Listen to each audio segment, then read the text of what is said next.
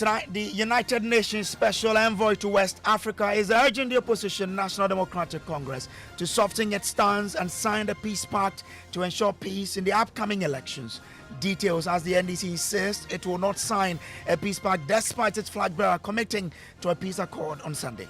You cannot go and sign peace pact when the actors who are supposed to implement it are not committed to that.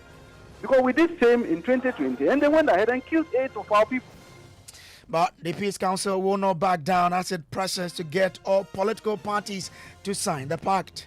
For this year's election, we are doing Peace Pact in 25 constituencies in addition to the National Peace Pact. But for now, it takes time to get commitments from everybody. And those are the things we are working on. We'll hear from the United Nations representative for West Africa, who is urging both parties to commit to peace. Leonardo Santos Semao here on the top story. Brought to you always by Telecel, connecting energies and holding set-side spray and coil. Enjoy a holy sleep. Well, tonight, the desperate entrenched positions of political parties on the signing of Peace Pact ahead of election 2024. The Peace Council of Ghana says it is working hard to get all political parties to commit to signing it. Now, according to the council, they are adopting a different approach for this year's election and are confident the parties will eventually commit to signing the pact. More on that shortly, but first, the National Democratic Congress, the NDC, has reaffirmed its stance against signing a peace pact with the Peace Council, even after the party's flag bearer, John Dramani Mahama, committed the party to ensuring there is peace in the election at the recent peace campaign launched at the forecourt of the State House. During his address, John Mahama called for justice.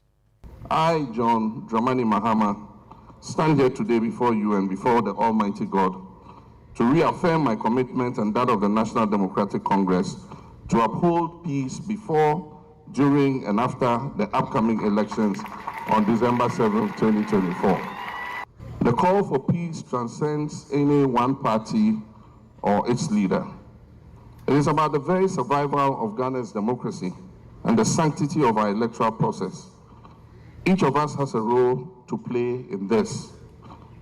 Our clergy, like all citizens, should be able to witness voting and counting peacefully without fear of violence.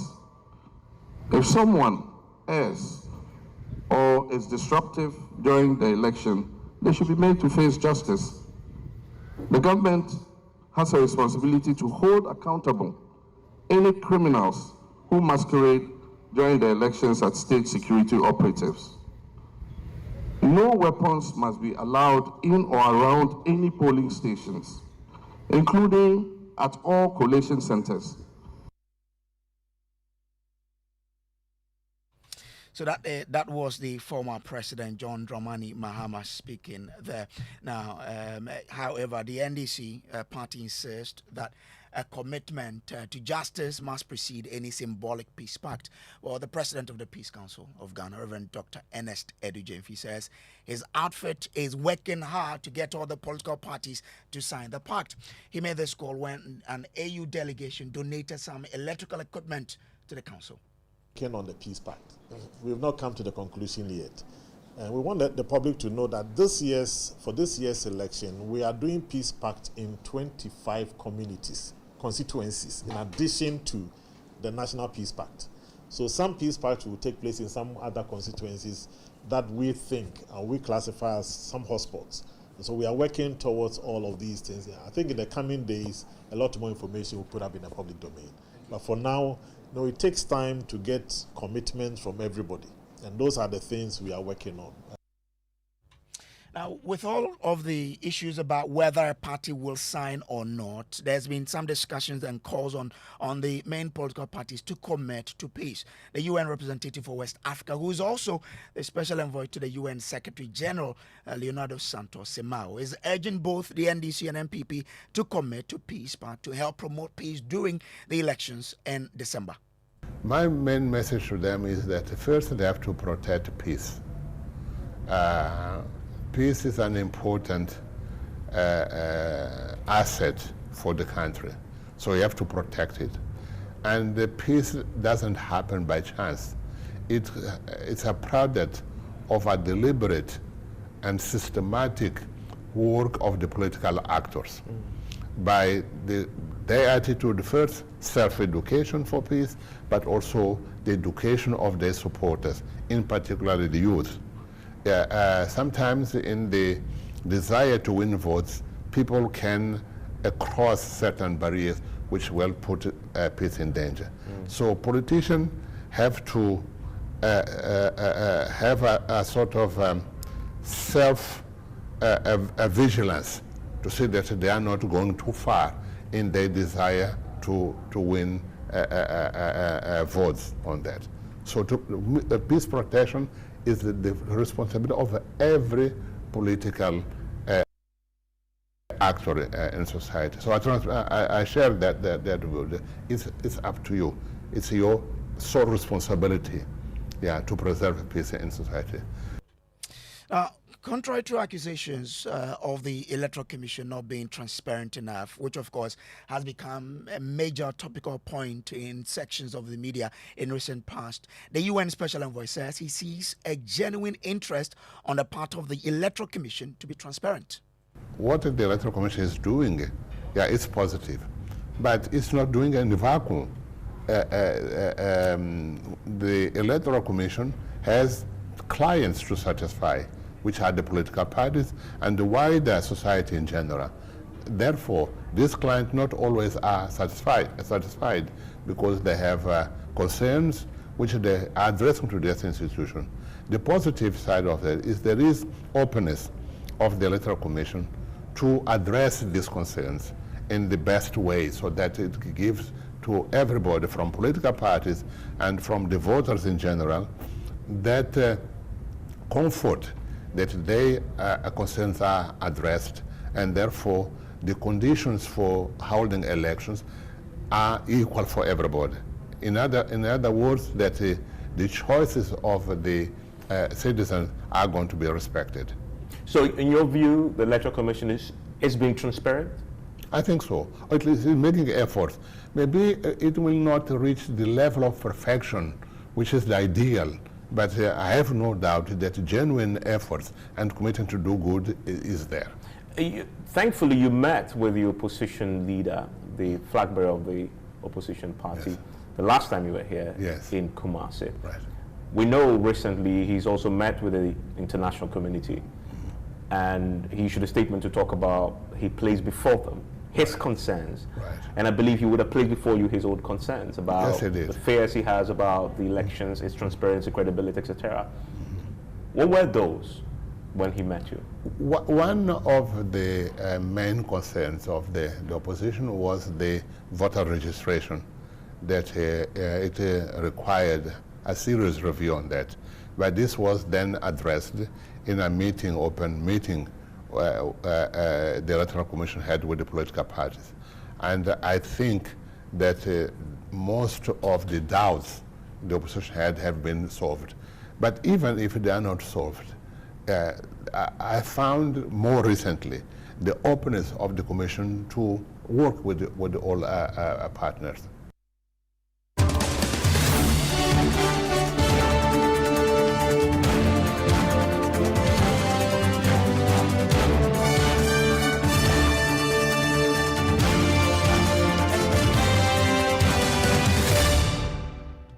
This is the top story, as always, brought to you by Telecel, connecting energies and holding inside spray and coil. Enjoy a holy sleep. Let's bring in the Deputy National Director of Elections and IT for the NDC, Dr. Tanko Rashid Computer. I'm grateful to you for joining us. Now, your flag bearer, who's the leader of your party, says he is committed to ensuring that there's peace during the December 7th elections.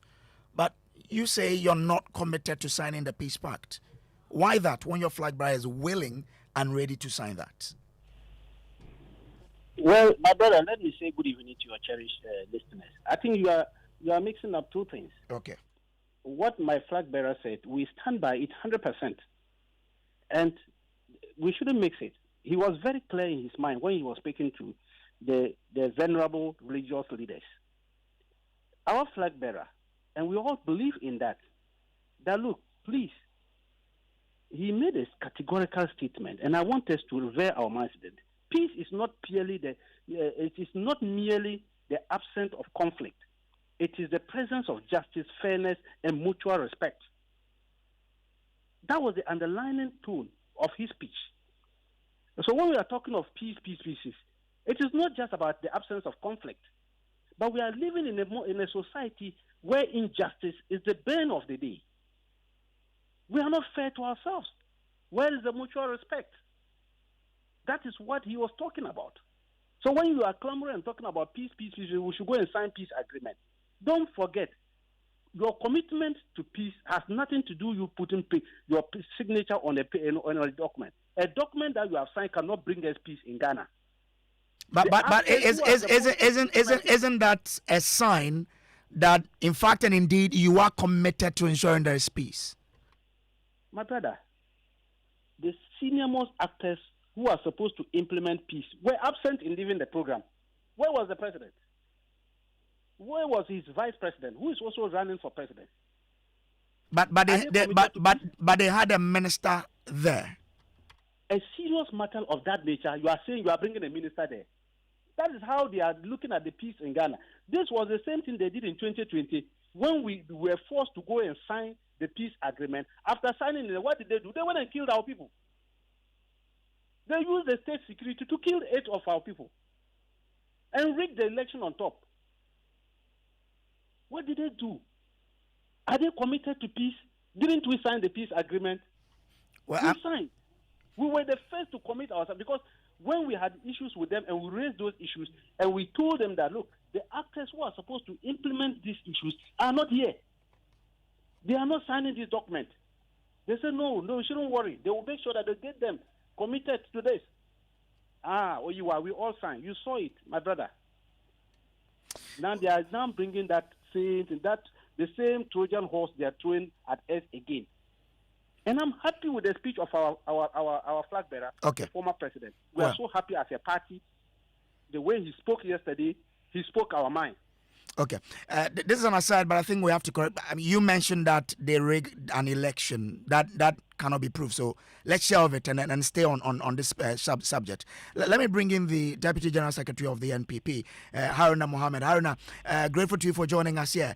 Now, I mean, there are calls for both parties to commit to peace. I mean, before we even get into this election. Aaron, I beg you, if you can move from where you are, it would help us. I'm having some noise coming from your background. Yes, I'm within a campaign grounds. I just walked a bit of distance from it, and that is why you are getting the feedback. Okay. What is a commitment on a part of your party to commit to peace ahead of the election? Thank you very much. First and foremost, I would say good evening to your cherished listeners and my brother on the other side of the interview. We have always committed ourselves to the peace of this country, Ghana. And if you check the contribution of the New Patriotic Party in multi-party democracy, we have always positioned ourselves in places where we would be able to have an absolute peace within the electioneering process during and after the elections.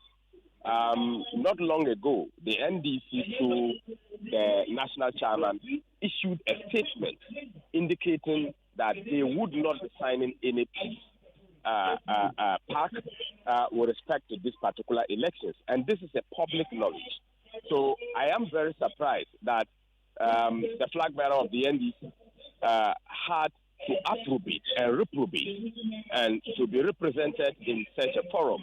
I believe that he went there not because he wants peace, but he went there because he wants to negatively position Ghana in the international world, and that is why he went there. But Harun, I doubt that was his motive. You heard him clearly there that he wanted us to maintain the peace we've enjoyed over the years and wanted the right things to be done. You see, the constitution of the Republic of Ghana is written with ink, and it is on a piece of document signed and promulgated into law that we all look up to. What else do you need from a peace compact, which is going to be on a document, that you are shredding a document of peace to tell us that the mere signing of a document does not constitute any peace accord.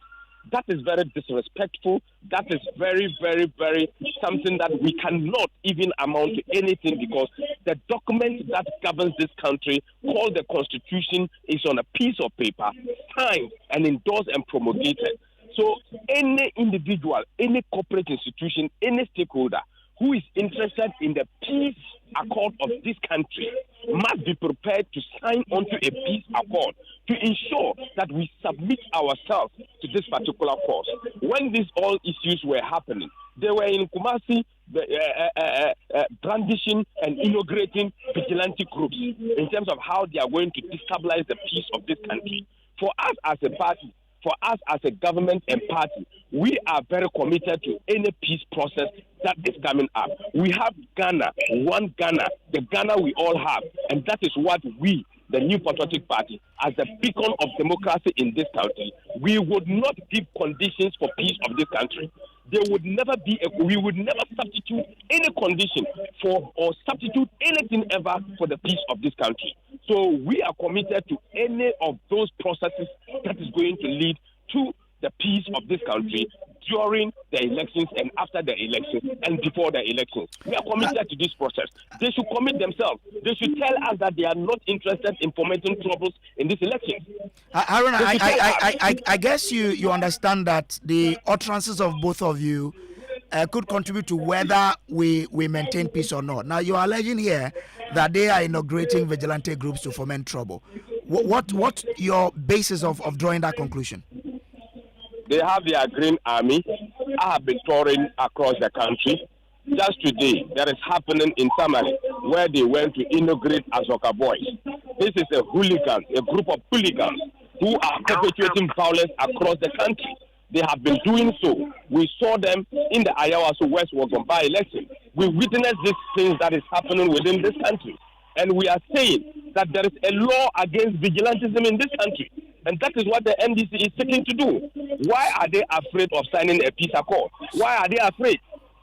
If you think that you need the peace of this country. So if there's a law that bans it, then of course your party is the one governing. Make sure you apply that. You were there, we signed. And then we are there, signed. And this process is led by independent organizations, not just by the state. You are telling us that you are giving conditions. What conditions do you need? But aren't they right to also cite what happened in 2020 to say that we just don't want a mere paper. We want something that, all of us could ensure that, yes, indeed, aside the paper, we are ensuring that nothing happens. But if they cite the 2020, they are right to do so, aren't they? I am saying that much as you have rights, you have responsibility. Where your rights stop, somebody's responsibility or right takes over. And that is why we all must be very mindful of what we say. What at all is wrong with signing a peace accord if you don't have bad intentions of fomenting troubles in this country? What at all do you have that you would have to give conditions? When you were in power and you were ruling and you signed the other peace accord, you went and caused troubles and killed people in Cherkpini. You went ahead and beat people up. Well, Haruna, I want to find out from you. They've listed things that should happen for them to sign. Is your party willing to do those so that both of you can sign a pact?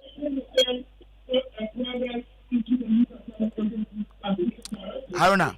Yes, please. I wanted to find out from you. They've listed what they think should happen for them to sign the pact. Are you willing to come to the table? Yes. For us, we are willing as a party because we are a peace-loving party. We have always believed in a peaceful process. We have contributed so much to a peaceful Ghana, and we are ready to sign peace accord because we need a peaceful Ghana. We need Ghana in a position where it is going to be positioned in the international world. Okay, so that's Haruna Mohammed, is Deputy General Secretary of the NPP. Dr. Rashid Tanko is still here with me. Doc, so you've given some conditions. If the governing party says we are willing to come to the party and help and make sure these are fulfilled, will you then agree to sign the pact? Brother, I'm happy you're asking about the conditions we give. We didn't just have the condition ourselves. They themselves, they are aware of the conditions. I am saying in 2020, when we signed the peace agreement, you saw the outcome of the peace agreement we signed. Do you want us to commit to go and sign like that and jeopardize the life of our supporters and activists? As a party, we are not ready to jeopardize the life of our activists. We won't do that. You saw that you also were West Wago. Everybody saw it. It dented the image of Ghana. They unleashed state actors. All these things we are talking of is state actors who are involved in that kind of dastardly act. We are not, look, the state itself killed the people because they were shot by the military at collation centers. And that's what we are talking about. What will make you sign the accord? What will make the NDC change its stance and sign as the UN envoy is urgent? I am saying until justice is done, we as a party led by our national chairman and our flag bearer, and I'm happy the speech of my flag bearer yesterday, he was very clear in his mind. Justice for who? Don't just be looking at the absence of conflict, but be looking at justice and fairness. But Tanko, justice for who? Justice for the 8 people who were killed. Should we gloss over it? Should we just leave it and say they are dead and gone? So that people are now preparing themselves to shoot another group again and get away with it. So is that what we are saying? So until that is done, you are not signing the pact? We are saying that until justice is done, don't come in flashing peace documents on our faces. Okay. Tell them, it wasn't only that one, we gave other conditions that the first person to sign the peace agreement should be the president, the IGP, the CDS.